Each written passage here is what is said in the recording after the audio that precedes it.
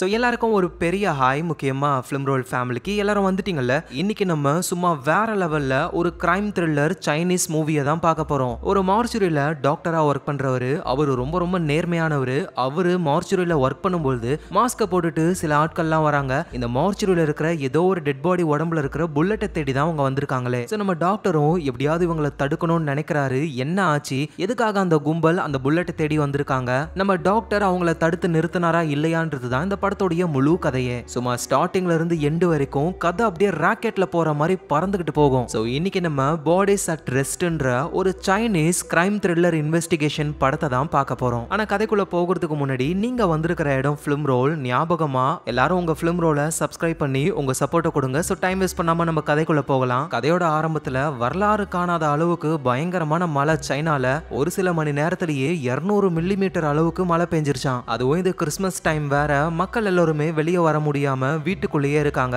ஆனா அந்த நேரத்திலையும் ஒரு டாக்டர் ஒருத்தர் வேலையை பார்த்துக்கிட்டு இருக்காரு. மார்ச்சுரியில இறந்து போன உடம்புகள் எல்லாம் கிழிச்சு அவங்க எப்படி இறந்து போனாங்கன்னு ரிப்போர்ட் கொடுக்கறது தான் இவரோட வேலை. சோ டாக்டருக்கு ஒரு அசிஸ்டன்ட் இருக்காங்க. அவங்களோட பேரு லின்னு. அதோட இந்த மார்ச்சுரிக்கு நைட் டியூட்டி வேலைக்கு வந்திருக்கிற ஒரு செக்யூரிட்டி கார்டும் இருக்காரு. இப்ப இந்த இடத்துல இவங்க 3 பேர் தான் இருக்காங்களே. சோ நம்ம லின்னும் டாக்டர் கிட்ட போறாங்க. டாக்டரும் ஒரு உடம்ப கட் பண்ணி வேலையை பார்த்துக்கிட்டு இருக்காரு. அந்த இடத்துலயே கீழே பிரஸ் பண்ற மாதிரி ஒரு மிஷின் இருக்கு. அதை டாக்டர் பிரஸ் பண்றாரு. அதை பிரஸ் பண்ண உடனேயுமே இந்த இடத்துல பேசுற எல்லாமே தன்னால ரெக்கார்ட் ஆக ஆரம்பிச்சிடும். ஏன்னா டாக்டர் வந்து இந்த உடம்ப கட் பண்ணும் பொழுது இந்த இடம் இப்படி இருக்கு, இது இவ்வளவு வெயிட் இருக்கு அப்படின்னு பேசிக்கிட்டே இருப்பாரு. அதெல்லாம் அப்படியே ரெக்கார்ட் ஆகிக்கிட்டே இருக்கு. சோ டாக்டரும் வேலையை முடிச்சுட்டு அவரோட லாக்கருக்கு போறாரு. ட்ரெஸ் சேஞ்ச் பண்ணிட்டு அவரோட லாக்கர்ல சில நியூஸ் பேப்பர் கட்டிங்ஸ் எல்லாம் ஒட்டி வச்சிருக்காரு. என்னன்னா சில வருஷத்துக்கு முன்னாடி டாக்டரும் அவருடைய ஒய்ஃபும் ஒரு ஜுவல்லரி ஷாப்புக்கு போயிருப்பாங்க. அங்க கொள்ளையடிக்க வந்த ஒரு கும்பல் டாக்டரோட ஒய்ஃபை ஷூட் பண்ணி சாகடிச்சிட்டாரு. அந்த கொள்ளைக்காரங்களும் அங்க இருந்து எஸ்கேப் ஆகி போயிட்டாங்க. இன்னைக்கு வரைக்குமே டாக்டரோட ஒய்ஃபை ஷூட் பண்ணது யாருன்னு போலீஸ் கண்டுபிடிக்கவே இல்லை. சோ அதனாலேயே டாக்டர் ஒரு மாதிரி ரொம்ப சோகமா இருக்காரு. அவர் ஒய்ஃபோட வெட்டிங் ரிங்க அப்படியே கழுத்துல செயின்ல போட்டிருக்காரு. சோ அப்புறம் நம்ம டாக்டரும் அசிஸ்டன்ட்டும் அடுத்த உடம்ப போஸ்ட்மார்ட்டம் பண்ணலான்னு அவங்க வேலையில இறங்க ஆரம்பிக்கிறாங்க. இந்த நேரத்துல இந்த மார்ச்சுரிக்கு வெளியே வேனுக்குள்ள ஒரு 3 பேர் இருக்காங்க. சோ அதுல ஒரு லீடர் இருக்காரு. நம்ம அவரை லீடர்னே கூப்பிடுவோம். இன்னும் 2 பேர் இருக்காங்களா, அவங்க 2 பேரும் அண்ணன் தம்பிங்க. நம்ம அண்ணன் தம்பினே கூப்பிடலாம். சோ நேரா உள்ள போறோம், வேலையை முடிக்கிறோம், வந்துகிட்டே இருக்கோம். ஓகேவா, எதுவும் சொதப்பாதீங்க அப்படின்னு சொல்லி இவங்க மாஸ்க போட்டுட்டு அந்த மார்ச்சுரிக்குள்ள நுழையலான்னு ட்ரை பண்றாங்க. ஆனா போறதுக்கு முன்னாடி வெளியே இருக்கிற செக்யூரிட்டி லைனை கட் பண்றாங்க. இதனால மார்ச்சுரிக்குள்ள இருக்கிற சிசிடிவி கேமராஸ் எதுவுமே ஒர்க் ஆகல. உள்ள இருக்கிற செக்யூரிட்டிக்கு எதுவும் புரியல, என்னடா நடக்குது இங்கன்னு யோசிக்கிறதுக்குள்ளேயே மாஸ்க் போட்டு அந்த 3 பேருமே மார்ச்சுரிக்குள்ள வந்துடுறாங்க. செக்யூரிட்டியை கன் பாயிண்ட்ல பிடிக்கிறாங்க. சோ இங்க இருந்து யாரும் கால் பண்ண கூடாது அப்படின்றதுக்காக டெலிபோன் வயரையும் கட் பண்ணி விட்டுட்டு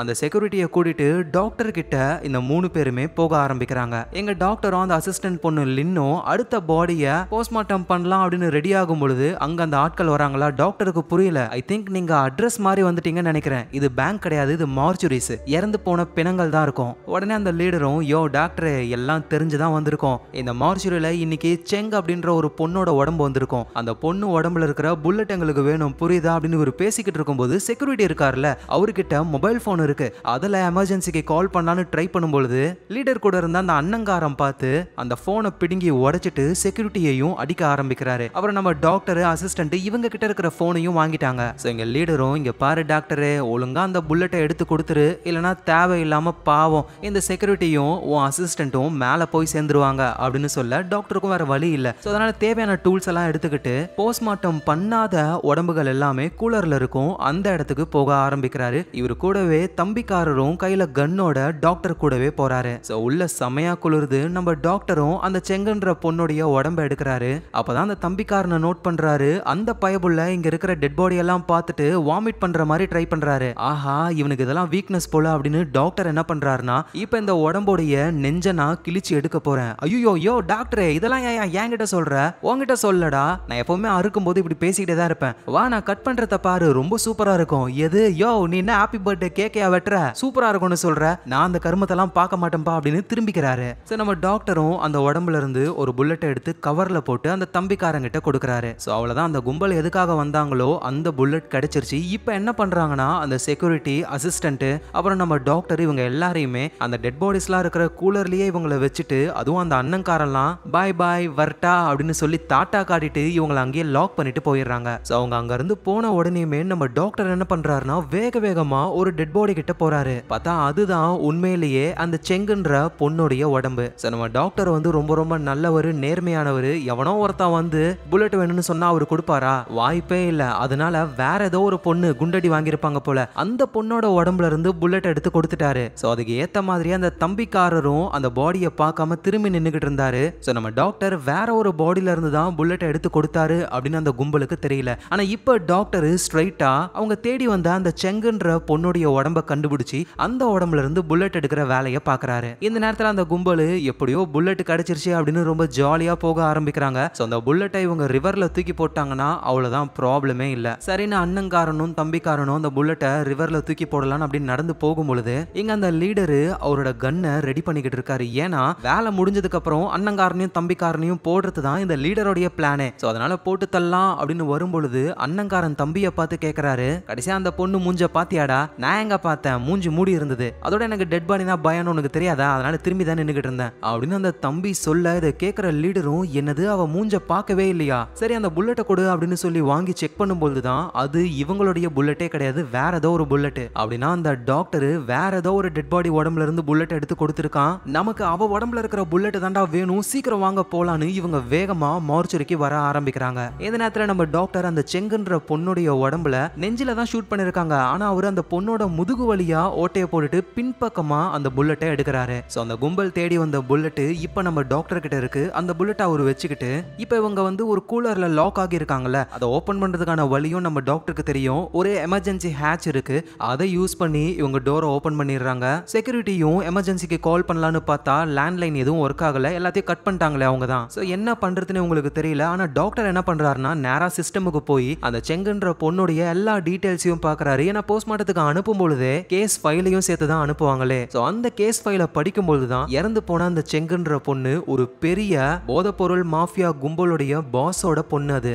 சோ ஏதோ ஒரு போதைப்பொருள் டீலிங்ல ப்ராப்ளம் ஆகி ரெண்டு கும்பலும் ஷூட் பண்ணிக்கிட்டாங்க போல, அதுல இந்த பொண்ணு இறந்து போயிட்டா. சோ போலீஸ் வந்து பார்க்கும்போது அது போதைப்பொருள் டீலிங் தான், ஆனா அந்த இடத்துல எந்த ஒரு போதைப்பொருளும் பணமும் இல்ல, அது எங்க போச்சுனே தெரியலையா. சோ இப்படின்னு அந்த கேஸ் ஃபைல் எல்லாம் நம்ம டாக்டர் படிச்சுக்கிட்டு இருக்கும் போதே அந்த கும்பல் அகைன் மார்ச்சுரிக்கு வந்துடுறாங்க. எங்க டாக்டர், செக்யூரிட்டி, அசிஸ்டன்ட் இவங்கலாம் அந்த கும்பல் கிட்ட இருந்து எஸ்கேப் ஆக ட்ரை பண்றாங்க. நம்ம டாக்டர் அங்க இருக்கிற ஒரு பாடியை பிடிச்சி தள்ளி விட அது அண்ணன் தம்பிங்க மேல விழுது. ஐயோ இவ என்ன இவ்வளவு வெயிட் இருக்கா, போனம் கணன்றது உண்மைதான் போலயே அப்படின்னு தள்ளி விட்டுட்டு வேகமா பிடிக்க ட்ரை பண்றாங்க. ஆனா இவங்க மாட்டாம வேகமா எஸ்கேப் ஆக ட்ரை பண்ணும்போது இந்த பில்டிங்ல இவங்க 3 பேரை தவிர இன்னொரு பர்சன், அந்த பையன் வந்து கிளீன் பண்றவன் காதுல ஹெட்போன் மாட்டிக்கிட்டு ஆள் ஒரு ரூம்ல டான்ஸ் ஆடிக்கிட்டு இருக்காரு. இவங்களும் கத்துறாங்க, டேய் கதவை தர்றா அப்படின்னு. ஆனா அந்த பையனுக்கு எதுவும் கேட்கவே இல்ல. சரின்னு இவங்களும் வேகமா வெளியே போகலான்னு வெளியே போற டோரு கிட்டேயே வந்துட்டாங்க. ஆனா பின்னாடியே அண்ணனும் தம்பியும் திறத்துக்கிட்டே வராங்க. அவங்க வரத்துக்குள்ள டாக்டரும் அவருடைய ஆளுங்களும் வெளியே போயிட்டு டோரை க்ளோஸ் பண்ணி செக்யூரிட்டி கார்டு இருக்காருல அவர்கிட்ட இருக்கிற ஹேண்ட் கஃபை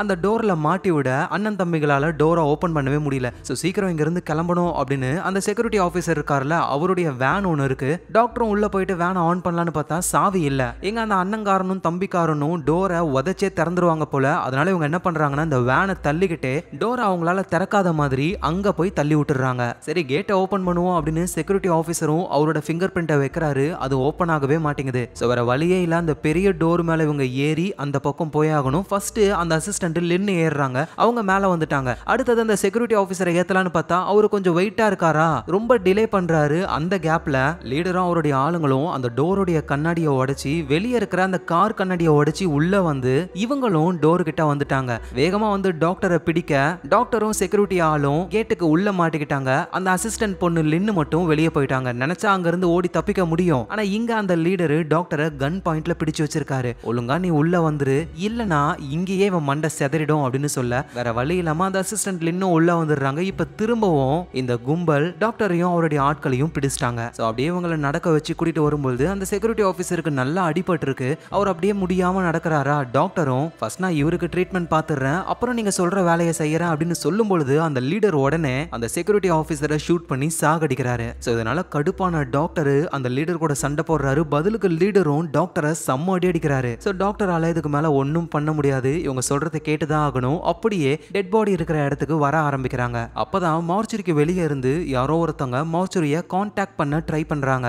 எங்க லீடரும் அவருடைய ஆட்களும் பயந்து போயிடுறாங்க. போலீஸ்க்கு கால் பண்ணிட்டீங்களா நீங்க அப்படின்னு சொல்ல, இல்ல நாங்க போலீஸ்க்குலாம் எதுவும் சொல்லல, இது வேற யாரோ அப்படின்னு சொல்லி அந்த அசிஸ்டன்ட் லின்னு இருக்காங்கல்ல அவங்கள பேச சொல்றாங்க. சோ லின்னு இங்க இருந்தே ஒரு டிவைஸ் மூலியமா பேசுவாங்க, அது வெளியே இருக்கிற அந்த ஆளுக்கு கேட்கும். சோ சோ லின்னும் யாரது, ஹே லின் நான் தான், இங்க ஒர்க் பண்ற என்னையே யாருன்னு கேக்குறியே, நாளைக்கு ஃபியூனரல் இருக்கு, அந்த தாத்தாவோட உடம்ப வாங்குறதுக்கு தான் நான் வந்திருக்கேனே அப்படின்னு அவரு சொல்ல, இங்க லீடர் என்ன சொல்றாருன்னா, உடம்பெல்லாம் கிடையாது, நாளைக்கு காலையில வர சொல்லு அப்படின்னு சொல்ல, நம்ம டாக்டரும் அந்த மாதிரிலாம் நம்ம சொல்லக்கூடாது, இப்ப இந்த உடம்ப நம்ம கொடுக்கல அப்படின்னா இவன் போயிட்டு கம்ப்ளைண்ட் பண்ணுவான், போலீஸ் இங்க வந்துவாங்க அப்படின்னு சொல்ல, லீடரும் யோசிச்சு சரி ஓகே அந்த ஆளு கேட்கிற உடம்ப கொடுத்து தொலைங்க, ஆனா டாக்டரே உள்ள போயிட்டு அந்த உடம்ப எடுத்துக்கிட்டு 40 செகண்ட்ல வந்துடணும், இல்லன்னு வச்சுக்கியேன் உன் அசிஸ்டண்ட கொன்னுடுவனு கழுத்தை பிடிச்சி நெரிக்கிறாரு. சோ நம்ம டாக்டரும் வேக வேகமா அங்க போயிட்டு அந்த உடம்ப எடுப்பாருன்னு பார்த்தா ஸ்ட்ரைட்டா அந்த செங்குன்ற பொண்ணுடைய உடம்ப தான் செக் பண்ண ஆரம்பிக்கிறாரு. அந்த லேடியோடைய கை விரல் நகத்தெல்லாம் பார்க்கும்போது ஒரு நகம் அப்படியே பிஞ்சி போயிருக்கு. இப்படி ஒரு செக் பண்ண எடுத்துக்கிற ஒவ்வொரு செகண்டும் வெளியே அந்த லீடரு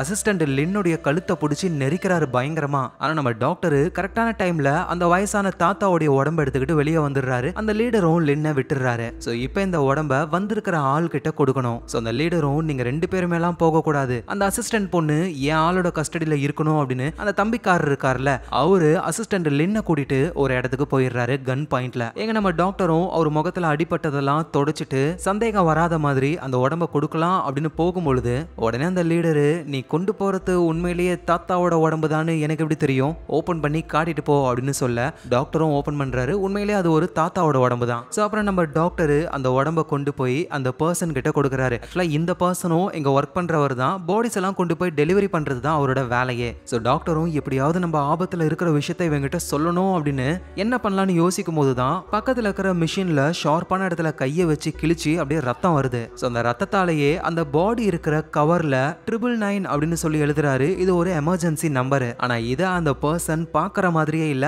ஆளு குடிச்சுக்கிட்டே இருக்காரு.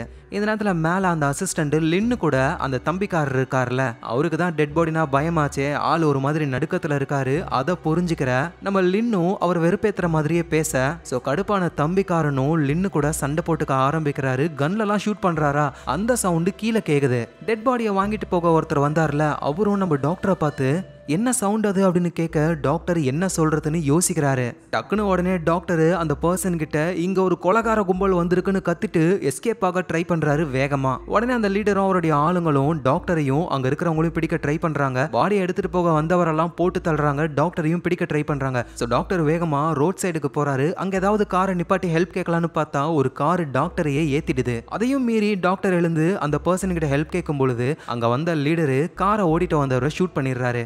உடனே டாக்டர் அந்த கார் எடுத்துக்கிட்டு எஸ்கேப் ஆக ஆனா கண்ட்ரோல் மிஸ் ஆகி அந்த கார் கிராஷ் ஆயிடுது. டாக்டர் கண்ணு முன்னாடியே அந்த லீடரு அசிஸ்டன்ட் லின்னை ஷூட் பண்ணி சாகடிக்கிறாரு. நம்ம டாக்டரும் அப்படியே கோவத்துல கத்துறாரு, பார்த்தா இது எல்லாமே கற்பனை தான், நம்ம இப்ப இது பண்ணா இதுதான் நடக்கும் அப்படின்னு டாக்டர் யோசிச்ச விஷயங்கள். சோ அந்த மாதிரி நம்ம எதுவும் தப்பு பண்ணக்கூடாது அப்படின்னு டாக்டர் என்ன பண்றாருன்னா அந்த பர்சன் கிட்ட புதுசா கிளீன் பண்ற ஒரு பையன் வேலைக்கு சேர்ந்திருக்கான்ல அந்த பையன் தான் சவுண்டா அதையோ மியூசிக்கை கேட்டுக்கிட்டு இருக்கான் போல, அது இருக்கட்டும் நீ இந்த தாத்தாவுடைய உடம்ப நல்லா செக் பண்ணியா அப்படின்னு திரும்பவும் அந்த பர்சனை கூப்பிட்டு நம்ம டாக்டர் எழுதி வச்சிருக்காருல 999 அதை எப்படியாவது இவர் பாக்குற மாதிரி பண்ணலான்னு ட்ரை பண்ணும்போது அந்த ஆளு குடிச்சுக்கிட்டு இருந்த சரக்க அந்த 999 மேல ஊத்த அது எல்லாமே அழிஞ்சு போகுது. சோ டாக்டரால இதுக்கு மேல ஒன்னும் பண்ண முடியாது, சரி போயிட்டு வா அப்படின்னு அந்த பர்சனை அனுப்பிடுறாரு. சோ அடுத்தது டாக்டர் அந்த இறந்து போன செங்குன்ற பொண்ணுடைய உடம்புல இருந்து புல்லட்டை எடுக்கணும். சோ லீடரும் அண்ணன்காரனும் அங்க இருக்காங்க. அப்ப லீடரு அந்த அசிஸ்டன்ட் பொம்பளை கூட இருந்த உன் தம்பியை போய் செக் பண்ணி பாரு போ அப்படின்னு அண்ணன்காரனை அனுப்புறாரு. ஆனா அங்க என்ன நடக்குதுன்னா அந்த தம்பிக்காரன் நம்ம அசிஸ்டன்ட் லேடி கிட்ட தப்பா நடந்துக்க ட்ரை பண்றாரு ஆளு. உடனே நம்ம லின்னும் அந்த தம்பிக்காரனை போட்டு செம்ம அடி அடிச்சு மயக்கமாக்கிட்டு கன் எடுத்துக்கிட்டு வெளியே வராங்க. அங்க அந்த அண்ணன்காரர் வராரு. சோ நம்ம அசிஸ்டன்ட் லின்னும் ஒழுங்கா கன்னை கீழே போட்டுரு அப்படின்னு சொல்லி மிரட்டுறாங்க. ஆனா அதை கேட்காம அண்ணன்காரன் முன்னாடி வர லின்னும் அவரை ஷூட் பண்ணிடுறாங்க. அவர் அப்படியே கீழே விழுந்துடுறாரு. சோ அண்ணன் தம்பி 2 பேருமே காலி, லீடர் மட்டும் தான் இருக்கான்னு நேரா மார்ச்சரி ரூமுக்கு வரும்பொழுது அங்க நம்ம டாக்டர் வந்துட்டு செங்குன்ற பொண்ணுடைய உடம்புல இருந்து புல்லட் எடுக்கிற வேலையை பார்த்துக்கிட்டு இருக்காரு. நம்ம அசிஸ்டன்ட் லின்னு கன்னோட அந்த இடத்துக்கு வந்து அவ்வளவுதான் உன் ஆளுங்க 2 பேரையுமே நான் போட்டு தள்ளிட்டேன், ஒழுங்கு மரியாதையா கன்னை கீழே போடு அப்படின்னு சொல்லி மிரட்டுறாங்க. சோ லீடருக்கும் வேற வழி இல்ல, கன்னை கீழே போட்டுறாரு. லின்னும் உன் மாஸ்க் அவருன்னு சொல்ல இங்க பாரு என் முகத்தை நீ பார்த்தாலும் உன்னால என்ன கண்டுபிடிக்க முடியாது, அதெல்லாம் பரவாயில்ல, ஃபர்ஸ்ட் நம்ம எமர்ஜென்சி நம்பருக்கு கால் பண்ணணும் அப்படின்னு நம்ம டாக்டர் அந்த லீடருடைய மொபைல் போனை வாங்கி 999க்கு கால் பண்றாரு. சோ காலும் போகுது, உங்க எமர்ஜென்சி என்னன்னு அந்த பக்கம் பேசவும் செய்யறாங்க. ஆனா இப்ப கதவு ஓபன் ஆகி அண்ணங்காரனும் தம்பிக்காரனும் அந்த இடத்துக்கு வராங்க. அவங்க சாகவே இல்ல. சோ நம்ம டாக்டராலையும் எமர்ஜென்சி ஆட்கள் கிட்ட பேச முடியல, போனை கொடுத்துறாரு. அப்படியே சீனா உள்ள வந்து எம்மா நீ என் நெஞ்சில சுட்டிருக்க பாரு புல்லட் ப்ரூஃப், சுடுறதா இருந்தா என் முகத்துல சுடணும் அப்படின்னு சொல்றாங்க. ஸோ இதுக்கு மேலே இந்த பொண்ணு தேவையில்லை அப்படின்னு லின்னை ஷூட் பண்ணலான்னு வரும்பொழுது டாக்டரும் இங்கே பாருங்க, அந்த புல்லட்டை நான் எடுக்கணும்னா எனக்கு ஹெல்ப் வேணும், அதுக்கு அசிஸ்டன்ட் லின்னு தேவைப்படும், இல்லைனா இந்த ப்ராசஸ் ரொம்ப லேட் ஆகும்னு சொல்ல சரி ஓகே 2 பேரும் போயிட்டு அந்த புல்லட்டை எடுங்கன்னு அனுப்பி விடுறாங்க. ஸோ நம்ம டாக்டரும் அசிஸ்டன்ட் லின்னும் அந்த செங்குன்ற பொண்ணுடைய உடம்புல இருந்து புல்லட் எடுக்கிற வேலையை பார்க்க ஆரம்பிக்கிறாங்க. ஸோ அப்படியே இவங்க 2 பேரும் பேசிக்கிறாங்க. அந்த சவுண்டு வந்து லீடருக்கும் அவருடைய ஆளுங்களுக்கும் கேட்கல. இங்க இறந்து போயிருக்காளே இந்த பொண்ணுடைய நெகம் பிஞ்சு போயிருந்தது, அதுல ரத்தக்கரையும் இருந்தது. இங்க இந்த 3 பேர்ல அந்த தம்பிக்காரன் இருக்கான்ல, அவனுடைய கண்ணத்துல ரத்தக்கரை இருக்கு, யாரோ கீர்ன மாதிரி இருக்கு. அப்படின்னா இந்த பொண்ணை கொன்னது இவங்க தான். அதோட அந்த அசிஸ்டன்ட் இன்னும் ஒரு விஷயத்த சொல்றாங்க, இவங்க எல்லாருமே பண்ற ஹேண்ட் சிக்னலை நோட் பண்ணீங்களா, போலீஸ்காரங்க கொடுக்குற ஹேண்ட் சிக்னலை தான் இவங்க பண்றாங்க அப்படின்னு சொல்றாங்க. அப்படின்னா வந்த 3 பேருமே போலீஸா இருக்க வாய்ப்பு இருக்கு அப்படின்னு கெஸ் பண்றாங்க.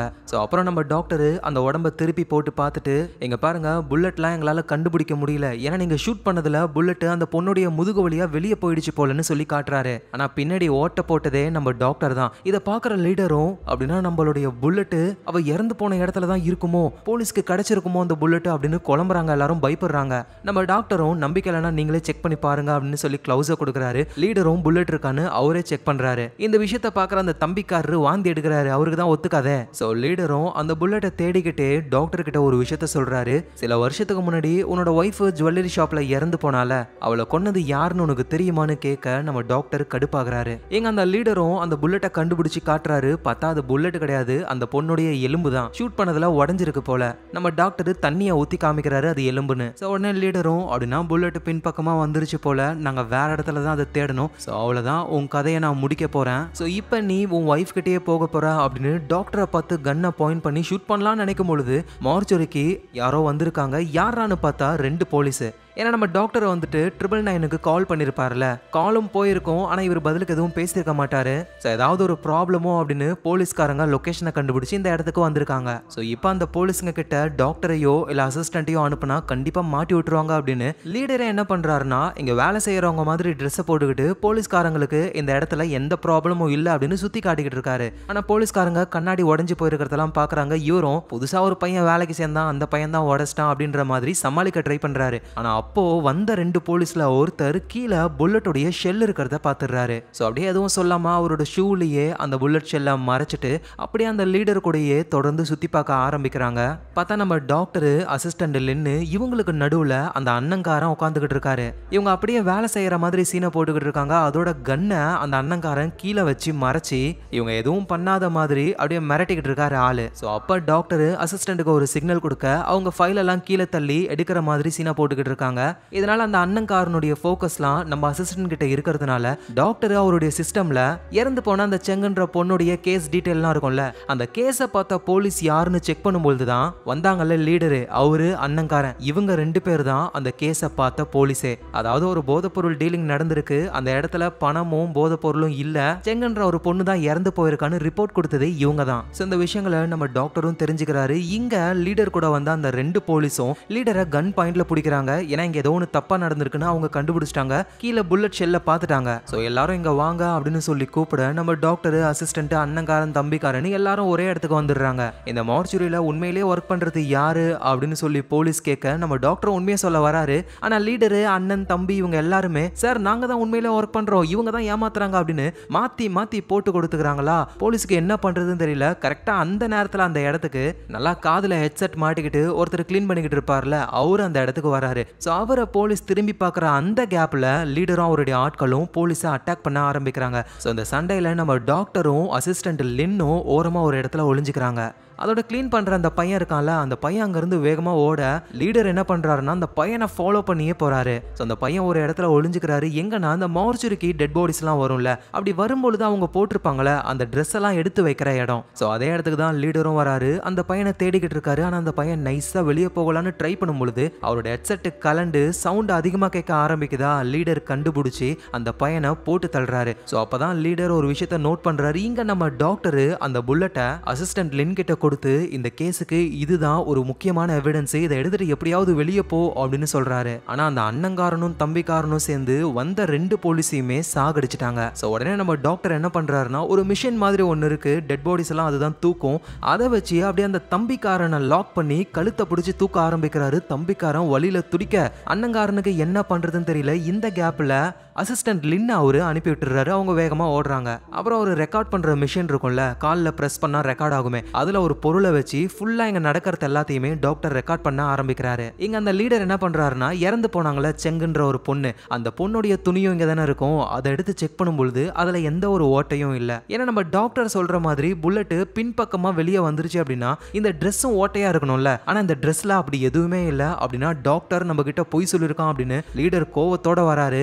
அங்க நம்ம அசிஸ்டன்ட் லின்னு வராங்க. லின்னு இவர் போட்டு தள்ளான்னு ட்ரை பண்ண லின்னு வேகமா தப்பிக்க ட்ரை பண்றாங்க. ஸோ டெட் பாடிஸ்லாம் இருக்கிற ஒரு ரூம்குள்ள போகலான்னு போகும்பொழுதே அங்க இருக்கிற கண்ணாடிலாம் வலிக்க விட்டு அப்படியே கீழே விழுந்துடுறாங்க. எழுந்து வேகமா அந்த ரூமுக்குள்ளேயும் போய் டோரை லாக் பண்ணிடுறாங்க. ஸோ பின்னாடியே வந்த லீடரும் ஒழுங்கா கதவை தர அப்படின்னு தட்டிக்கிட்டு இருக்காரு. லீடருடைய காலுக்கு கீழே தான் அவரு தேடிட்டு வந்த அந்த புல்லட்டே இருக்கு. ஏன்னா கீழே விழுந்தாங்கல்ல லின்னு, அப்ப அந்த புல்லட் அங்கேயே போட்டாங்க போல. ஸோ லீடர் உடனே அந்த அண்ணங்காரன் இருக்கிற இடத்துக்கு வராரு. அவரு வந்து நம்ம டாக்டரை செம்மையா அடிச்சு வச்சிருக்காரு. ஏன்னா டாக்டர் தான் தம்பிக்காரனை தொங்க விட்டாரு, தம்பிக்காரன் அங்கேயே இறந்துட்டாரு. ஸோ லீடரும் அண்ணங்காரங்கிட்ட, டேய் உன் தம்பி இறந்ததை விட முக்கியமான ஒரு பிரச்சனை, அந்த புல்லட் இவனுங்க கிட்ட தான் இருக்கு, அதை கண்டுபிடிக்கணும் அப்படின்னு நம்ம டாக்டரை கூட்டிட்டு நேரா அசிஸ்டன்ட் லின் இருக்காங்கல்ல அந்த ரூமுக்கு வெளியே இருக்காங்க. டாக்டருடைய கை காலை கட்டி போட்டு, இங்க பாரு நீ கதவை திறக்கல, இந்த டாக்டரை நாங்க போட்டு தள்ளிடுவோம் அப்படின்னு சொல்லி மிரட்டுறாங்க. ஆனா லின் கதவை திறக்கிற மாதிரியே இல்ல. எங்க டாக்டரும் அப்படியே கீழே பாக்குறாரு, பார்த்தா புல்லட் கீழே இருக்கு. ஸோ அந்த லீடரும் அண்ணங்காரனும் பாக்குறதுக்குள்ள டாக்டர் அப்படியே தவழ்ந்து அந்த புல்லட்டை அவரோட வாயில வச்சுக்கிறாரு. ஸோ இது தெரியாத லீடரும் அண்ணங்காரனுங்களும் என்ன பண்றாங்கன்னா, கதவை தட்டுறாங்க. உள்ள இருந்து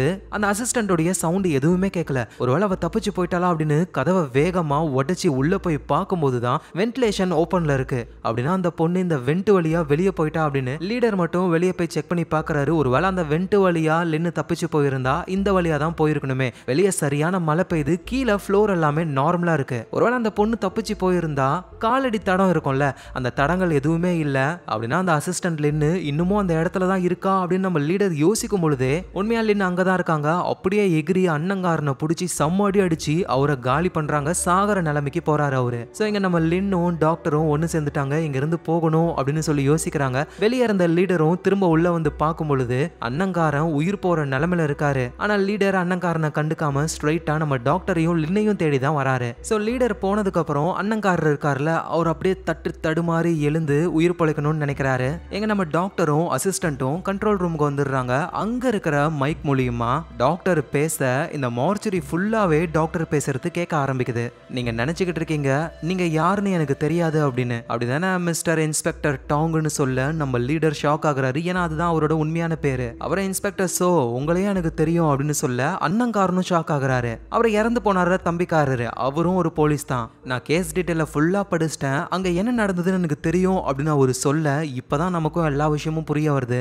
என்னன்னா ஒரு 2 கேங்குள்ள ஒரு போதை பொருள் டீலிங் போய்கிட்டு இருக்கு. அந்த கேங்ல தான் இறந்து போனாங்கல்ல அந்த செங்குன்ற பொண்ணும் இருக்காங்க. அவங்க ஒரு பெரிய பாஸ் உடைய பொண்ணு. சோ டீலிங் ஒழுங்கா தான் போய்கிட்டு இருக்கு. ஆனா சடனா ஏதோ ஒரு பிரச்சனை, 2 கேங்கும் ஒருத்தர் ஷூட் பண்ணி அங்க இருந்த எல்லாருமே இறந்து போறாங்க. சோ அந்த இடத்துக்கு நம்ம லீடரு அப்புறம் அண்ணங்காரன் தம்பிக்காரன் இவங்களும் வராங்க. சோ ஒரே ஒரு ட்ரக் டீலர் மட்டும் சாகாம இருக்காரு. அவரு நம்ம லீடரை பார்த்துட்டு நல்ல வேளை நீ வந்த, சீக்கிரம் காப்பாத்து அப்படின்னு சொல்றாரு. ஏன்னா இந்த லீடரும் அவருடைய ஆளுங்களும் ரொம்ப மோசமான போலீஸ், ட்ரக் டீலிங் பண்றவங்க கூடலாம் கூட்டு சேர்ந்துகிட்டு இருக்காங்க இவங்க. சோ லீடரும் அவரை காப்பாத்துவாருன்னு பார்த்தா கழுத்தை திருப்பி அவரை போட்டு தள்ளுறாரு. சோ எல்லாரும் சுட்டுக்கிட்டு செத்து போயிட்டானுங்க. இந்த போதை பொருள் இந்த பணம் எல்லாமே நமக்கு தான் அப்படின்னு இந்த 3 பேரும் ஆட்டைய போடலாம்னு நினைக்கிறாங்க. ஆனா அப்பதான் அந்த வீட்டுக்குள்ள ஒரே ஒருத்தவங்க மட்டும் உயிரோட இருக்காங்க. அதுதான் அந்த செங்குன்ற பொண்ணு. சோ அந்த பொண்ணு கன்னை வச்சு இவங்களை போட்டு தள்ளான்னு வரும்பொழுது லீடர் வேற வழி இல்லாம அவரோட கன்னால ஷூட் பண்ணிடுறாரு. அது போலீஸ் டிபார்ட்மெண்ட்ல கொடுத்த கன்னு. சோ அப்புறம் இவங்களே போலீஸ்க்கு கால் பண்றாங்க. அந்த பொண்ணுடைய உடம்பு மார்ச்சரிக்கு வருது. அப்பதான் அந்த லீடருக்கு ஒரு விஷயம் தெரிய வருது. இவர் ஷூட் பண்ணார்ல செங்குன்ற பொண்ணு ஒரு பெரிய மாஃபியா பாஸோட பொண்ணு அப்படின்னு. அவங்க உடம்புக்குள்ள இவருடைய புல்லட் தான் இருக்கு. சோ இந்த விஷயம் அந்த மாஃபியா கேங்குக்கு தெரிஞ்சதுன்னா நம்மள போட்டு தள்ளிடுவாங்க அப்படின்னு பயந்துகிட்டு தான் இந்த மார்ச்சரிக்கு வந்து அந்த புல்லட்டை எடுக்கணும் அப்படின்னு ட்ரை பண்ணாங்க. அதுக்குள்ள இவ்வளவு விஷயங்கள் நடந்து போச்சு. சோ இதை நம்ம டாக்டர் அப்படியே சொல்ல கடுப்பான லீடரும் டாக்டரை போட்டு தள்ளலான்னு தேடுறாரு. ஆனா அங்க அந்த அண்ணங்காரன், டேய் எல்லா தப்பையும் பண்ணது நீனு, இப்ப என் தம்பியை பறி கொடுத்துட்டு நான் உட்காந்துக்கிட்டு இருக்கேன்டா, உன்னை சும்மா விட மாட்டேன்னு ஷூட் பண்ண வராரு. ஆனா லீடர் அந்த அண்ணங்காரனை போட்டு தள்ளிட்டு நம்ம டாக்டரை டாக்டரை தேட ஆரம்பிக்கிறாரு. இங்க டாக்டரும் அசிஸ்டன்ட்டும் கெமிக்கலை வச்சு சில விஷயங்கள்லாம் பண்றாங்க.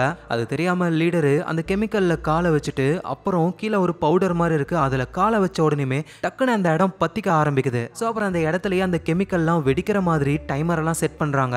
அந்த லீடரும் எரியிற நெருப்பை ஃபயர் கேஸ் சிலிண்டரை வச்சுட்டு ஆஃப் பண்ணிட்டு எங்க இருக்கீங்க அப்படின்னு அசிஸ்டன்ட்டையும் டாக்டரையும் கண்டுபிடிச்சி செம்ம அடி அடிக்கிறாரு. சோ இவங்களும் முடிஞ்ச வரைக்கும் சமாளிக்கிறாங்க. அவ்வளவுதான், அந்த இடமே பத்திக்கிட்டு எரிய ஆரம்பிக்குது. இன்னும் கொஞ்ச நேரத்துல அது வெடிச்சு செதற போகுது. சோ இப்பதான் அந்த லீடரும் ஒரு விஷயத்த சொல்றாரு. யோ டாக்டரே, உன் பொண்டாட்டிய ஷூட் பண்ணி கொன்னால அவன் என்கிட்ட மாட்டினான், ஆனா அவன் என்னோட ஃப்ரெண்டு, நான் தான் அவனை பாவன்னு சொல்லிவிட்டேன் இப்படின்னு அவர் பேசும்பொழுது டாக்டர் அந்த புல்லட்டை காட்டுறாரு. சோ நம்ம லீடருக்கும் அந்த புல்லட் தான் தேவை. டாக்டர் அப்படியே தூக்கி போட அதை பிடிக்கலான்னு பின்னாடி போக அப்படியே மேல இருந்து கீழே விழுந்து லீடர் இறந்து போறாரு. ஆனா ப்ராப்ளம் என்னன்னா, இன்னும் கொஞ்ச நேரத்துல இவங்க செட் பண்ண அந்த கெமிக்கல்லாம் வெடிச்சு செதற போகுது. இங்கே இருந்தாங்கன்னா இவங்க மாட்டிப்பாங்க. சோ என்ன பண்ணலாம்னு யோசிக்கும் போதுதான் டாக்டர் அவரோட ஒய்ஃபோட ரிங்க கழுத்துல செயின்ல மாட்டிருப்பார்ல, அது ஒரு டைமண்ட் ரிங். டைமண்ட்ன்றது ரொம்ப ஸ்ட்ராங்கா இருக்கும். சோ அதை யூஸ் பண்ணி அங்க இருக்கிற கண்ணாடியை அப்படியே கோடு போட்டு வீக் ஆக்கி அப்புறம் இவங்க ரெண்டு பேரும் வேகமா ஓடி வந்து அந்த கண்ணாடியை உடைச்சுக்கிட்டு வெளியே வராங்க. அதுக்கப்புறம் தான் பாம்பு வெடிக்குது. ஒரு வழியா ரெண்டு பேரும் தப்பிச்சிடுறாங்க. சோ அவ்வளவுதான், எல்லா ப்ராப்ளமும் முடிஞ்சிருச்சு. எல்லாத்துக்கும் காரணம் அந்த லீடர் தான்.